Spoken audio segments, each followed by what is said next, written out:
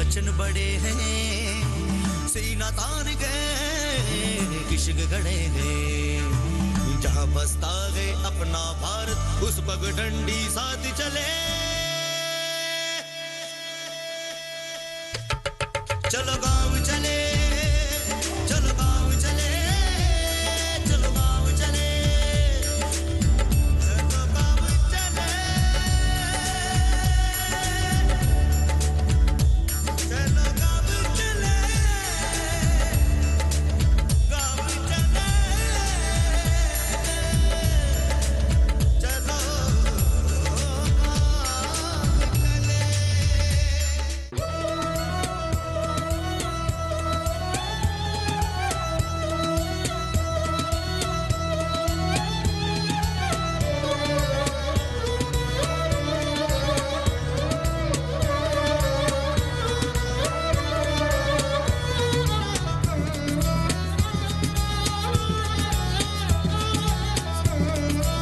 ये धरती है रजवाड़ों की, ये इतिहास है हमारी वैभवशाली संस्कृति का।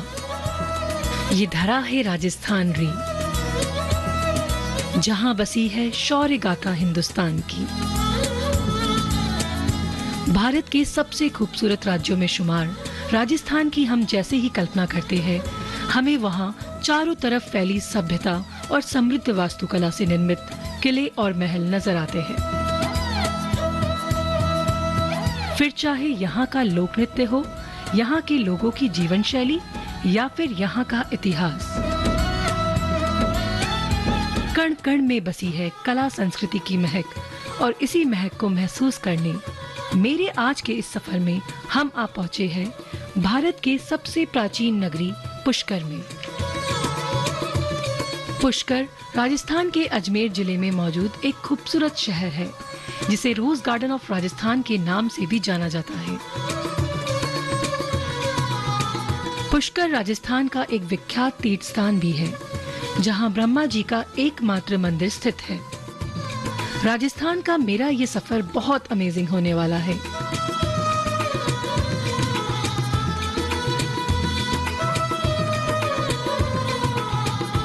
यहाँ की हर जगह की अपनी अलग कला संस्कृति और परंपराएं हैं।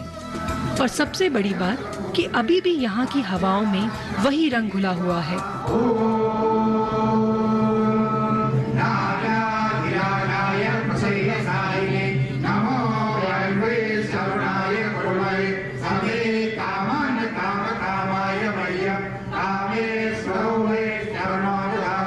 धार्मिक परंपराओं से लेकर खान पान, रहन सहन, गीत संगीत, स्थापत्य कला हो या यहाँ के पारंपरिक व्यवसाय हो, राजस्थानी झलक एकदम अलग ही दिखाई देती है।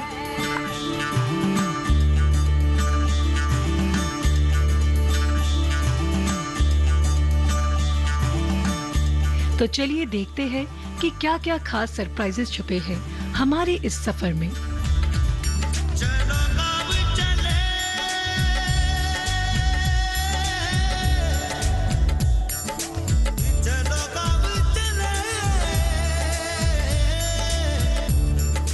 एक और नया सफर, नया गांव और वहाँ के खेत खलियान। इस बार मैं काफी सारे फार्म स्टेज एंजॉय करने वाली हूँ। और शुरुआत करते हैं नीम फार्म स्टे पुष्कर से।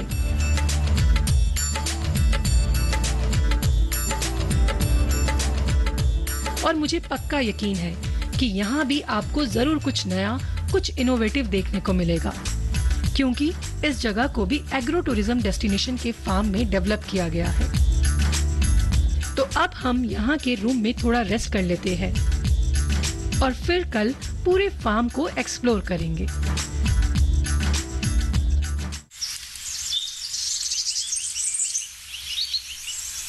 यहाँ का नजारा देखने के बाद मैं अपना ज्यादातर वक्त बाहर ही बिताना चाहूंगी, क्योंकि यहाँ एक्सप्लोर करने के लिए काफी कुछ है।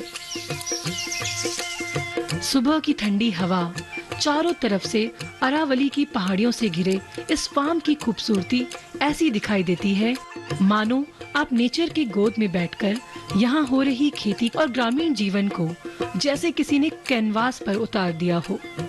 वैसे नेचर से अच्छा पेंटर कोई और हो ही नहीं सकता।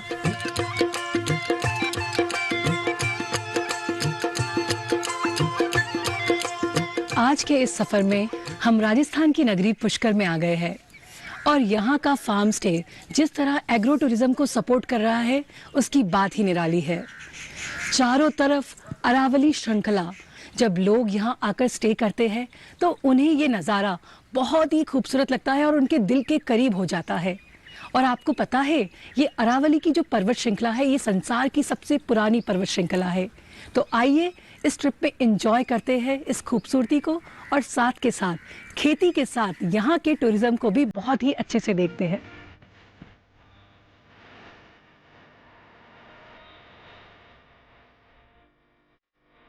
यहाँ आने वालों के लिए अट्रैक्शंस की कोई कमी नहीं है। काफ़ी सारी एंटीक चीज़ें हैं। एंटीक्स को एक्सपीरियंस करना काफ़ी अलग होता है। मतलब कोई वक्त रहा होगा जब ये चीज़ें नहीं होगी, उस वक्त ट्रेंड में होगी, फिर एक पूरा दौर बीत गया, लेकिन ये चीज़ें वैसी की वैसी ही है। अगर इंसानों की तरह ये भी बात कर सकती तो पक्का बातों का खजाना होता इनके पास। इस फार्म स्टे के कलेक्शन में तलवार और बंदूकें भी हैं। कितनी पुरानी है ये चीज़ें, ना जाने कितनी जनरेशन्स बीत गई, टेक्नोलॉजी बदल गई, लेकिन इनका फील वही का वही है।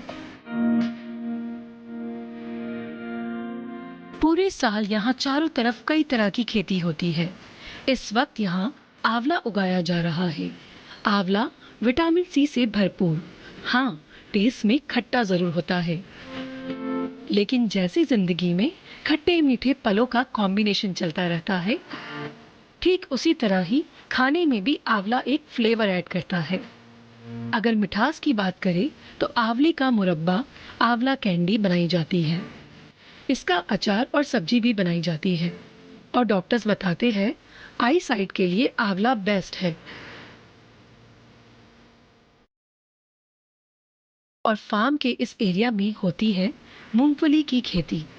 जी हाँ, वही मूंगफलियां जिनके बिना सर्दियों का मौसम अधूरा ही रहता है।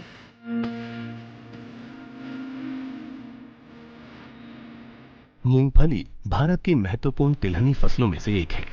राजस्थान में भी मूंगफली को बड़े पैमाने पर उगाया जाता है।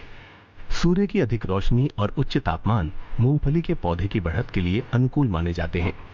अच्छी पैदावार के लिए कम से कम 30 डिग्री सेल्सियस तापमान होना आवश्यक है। वैसे तो मूंगफली की खेती साल भर की जा सकती है, लेकिन खरीफ सीजन में जून के दूसरे पखवाड़े तक इसकी बुआई की जाती है।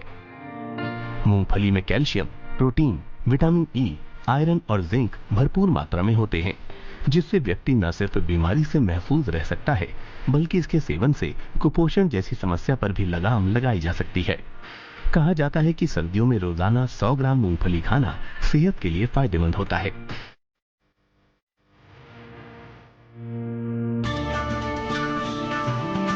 नीम फार्म स्टे के पास आज सुबह जब मैं खेतों में आई तब यहाँ के किसान मूंगफली की सफाई कर बोरियों में भरकर मंडियों में बेचने के लिए तैयार कर रहे थे। ये पूरा प्रोसेस भी देखने में एक अम्यूजमेंट जैसा ही था। महिलाएं अपनी रंग बिरंगी राजस्थानी वेशभूषा में मूंगफलियों की सफाई कर रही थी, और वो भी अगर आप करीब से देखो तो इनके चेहरे की मुस्कुराहट अच्छी पैदावार को दर्शाती है। सच में हमारे देश के गांव की ये महिलाएं बिना शिकन के मुस्कुराते हुए अपनी दिनचर्या को एंजॉय करती है। यही बसा है असली सुकून। चलो गांव चले। चलो गाँव चले,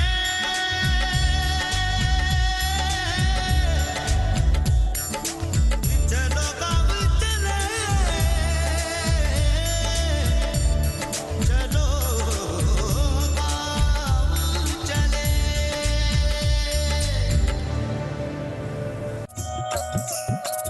गुलाब के फूलों से कई तरह के उत्पाद बनाए जाते हैं, जिनमें से गुलकंद भी एक है। गुलकंद जहां अपनी मिठास और स्वाद के लिए मशहूर है, ठंडी तासीर का होने की वजह से गर्मियों में इसका सेवन सेहत के लिए काफी अच्छा बताया जाता है। पुष्कर की गुलकंद बनाने की इकाइयां कई लोगों को रोजगार उपलब्ध कराने का कार्य कर रही हैं।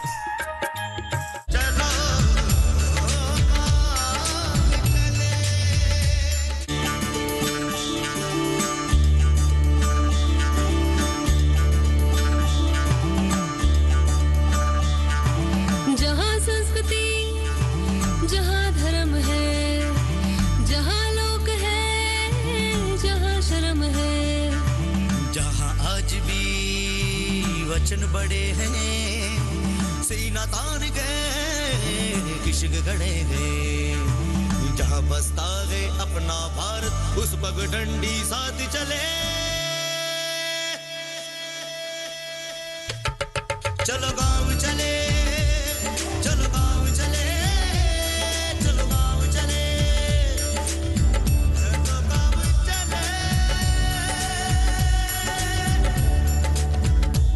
चलो गांव चले गांव चले चलो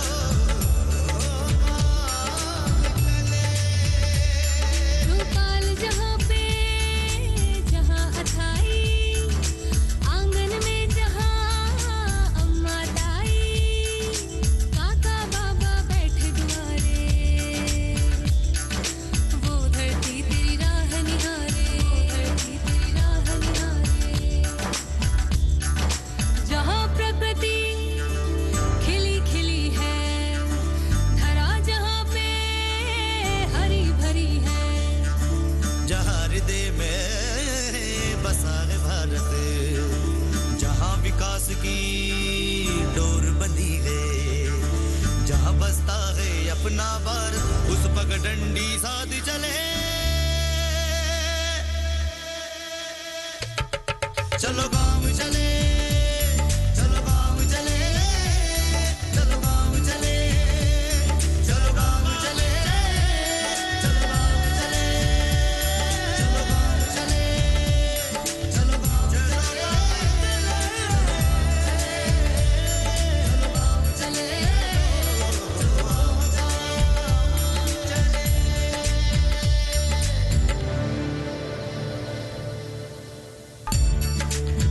देखिए कार्यक्रम चलो गांव चले हर रविवार रात 8:30 बजे सिर्फ दूरदर्शन किसान पर।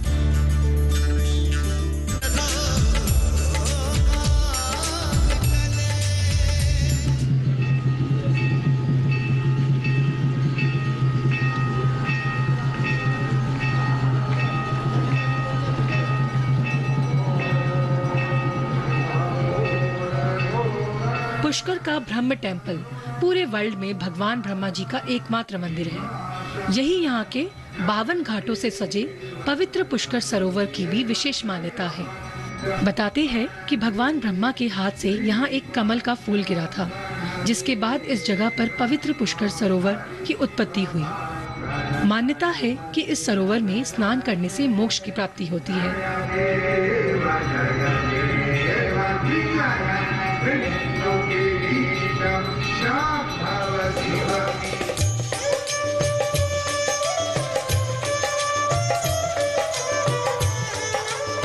रिलीजियस टूरिज्म के अलावा पुष्कर अपने इंटरनेशनल टूरिस्ट के लिए भी फेमस है।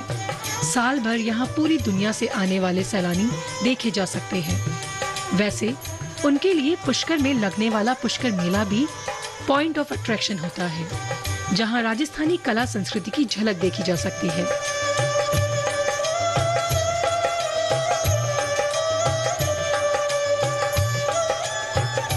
पुष्कर एक और बात के लिए फेमस है और वो है गुलाब की खेती। यहाँ से पूरी दुनिया में गुलाब के फूलों, गुलाब के इत्र और गुलाब के गुलकंद का एक्सपोर्ट किया जाता है। गुलाब का जो यहाँ पुष्कर है एक हब है पूरा, और करीबन 1000 हेक्टेयर में आसपास खेती होती है गुलाब की। अगर बीघा में बात करें तो करीबन 6-7 हज़ार बीघा के अंदर यहाँ खेती हो रही है। और गुलाब एक अट्रैक्टिव भी हो गया है, यहाँ जो भी ये आते हैं फॉरेनर्स आते हैं उनके लिए भी एक हब बन गया है।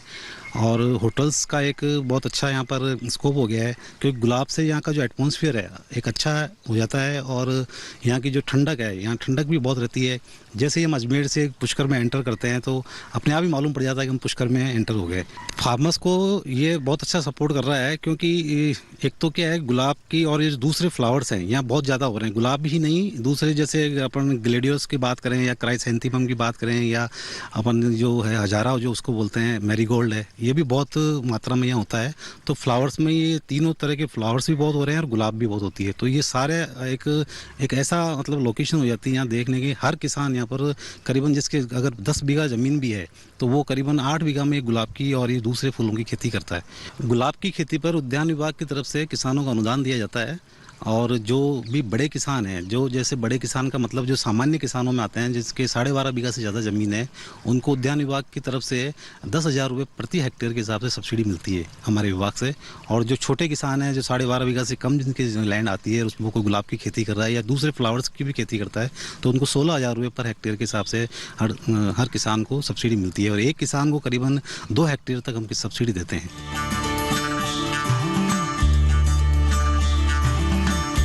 गुलाब का फूल न सिर्फ अपनी खूबसूरती के लिए जाना जाता है, बल्कि इसमें पाए जाने वाले गुण भी अनेक हैं, जो इसे बहुउपयोगी बनाता है। गुलाब दोस्ती और मोहब्बत का प्रतीक है, जिसे देखकर हर किसी के चेहरे पर मुस्कान आ जाती है।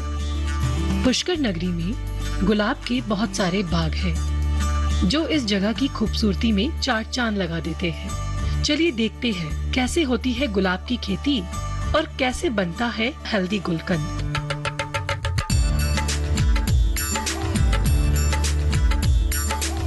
गुलाब की खेती हर तरह की मिट्टी में की जा सकती है।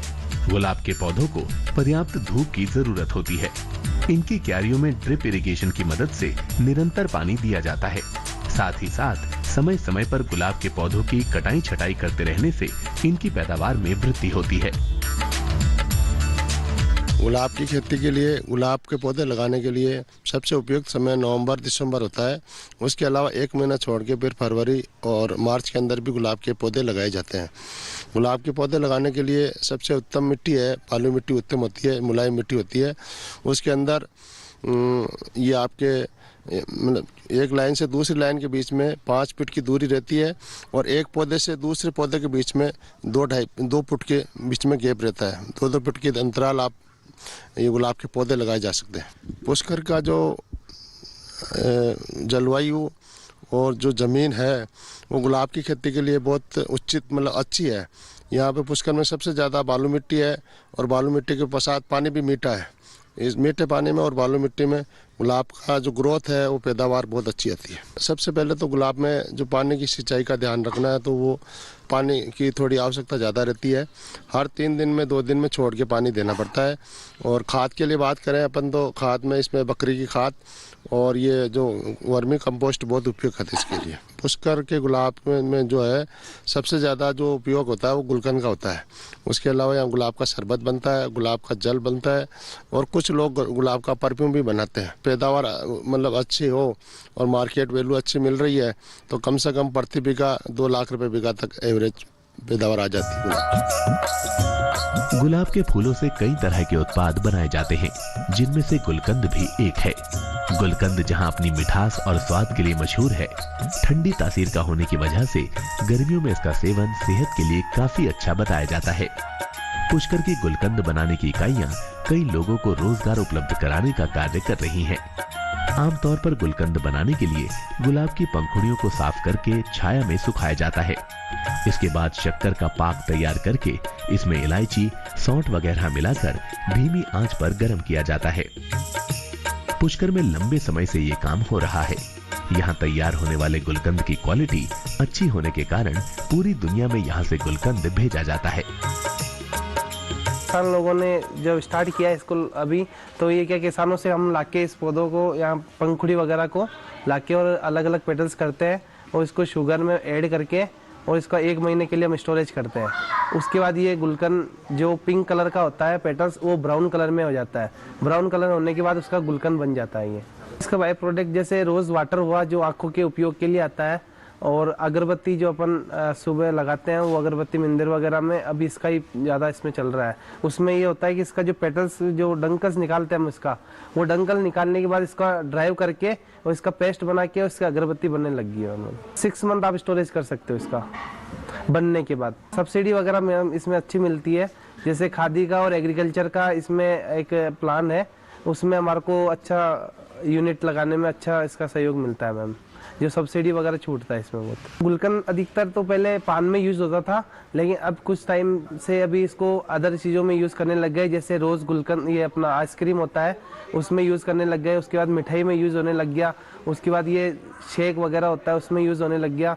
अभी बहुत काफ़ी चीज़ों में यूज़ हो रहा है। अभी चॉकलेट में भी इसका बहुत अच्छा ट्रेंड पकड़ा है, ये जो अपना इसमें चॉकलेट में बहुत अच्छा इसका चल रहा है और एक्सपोर्ट होने लग गया। सबसे बात है ये अभी पेटल्स पहले एक्सपोर्ट नहीं होता था, अभी एक्सपोर्ट बहुत होता है। ये जहाँ बसता है अपना भारत उस पगडंडी साथ चले, चलो गाँव चले, चलो गाँव चले, चलो गाँव चले, चलो गाँव चले, चलो गाँव चले, गाँव चले, चलो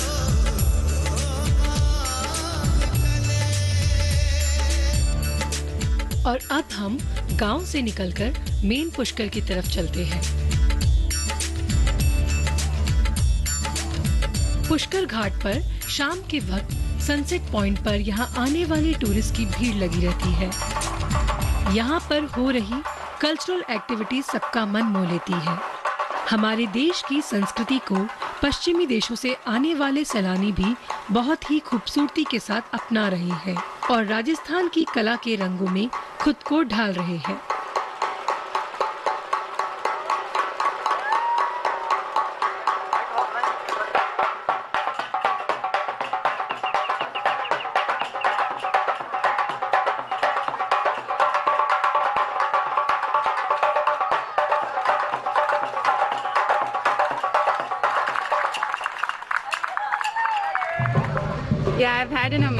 मैं पुष्कर घूमने आई हूँ और अपने दोस्त से मिलने भी आई हूँ। यहाँ की संस्कृति बेहद खूबसूरत है और यहाँ का सूर्यास्त भी मुझे बहुत अच्छा लगता है। मैं रोज यहाँ आती हूँ, ये बहुत खूबसूरत है। मुझे यहाँ की ज्वेलरी और कपड़े भी पसंद आते हैं। भारतीय सभ्यता और संस्कृति की विशालता और उसकी महत्ता वसुधैव कुटुंबकम की पवित्र भावना में निहित है, जो सर्वोपरि है। सोजत मेहंदी का संबंध राजस्थान के पाली जिले से है। पाली जिले की सोजत तहसील में इस मेहंदी की खेती की जाती है, इसीलिए सोजत को मेहंदी नगरी के नाम से भी जाना जाता है। ये देश का ऐसा क्षेत्र है जहां सबसे ज्यादा मेहंदी का उत्पादन होता है। यहाँ तैयार होने वाली मेहंदी का 90% तक हिस्सा दुनिया के 100 से भी ज्यादा देशों में एक्सपोर्ट किया जाता है। सोजत की प्रसिद्ध मेहंदी की खासियत ये है कि ये केमिकल फ्री होती है और हाथ पर रचने के बाद गहरा रंग छोड़ती है और इसे ये खासियतें यहाँ की मिट्टी से मिली हैं।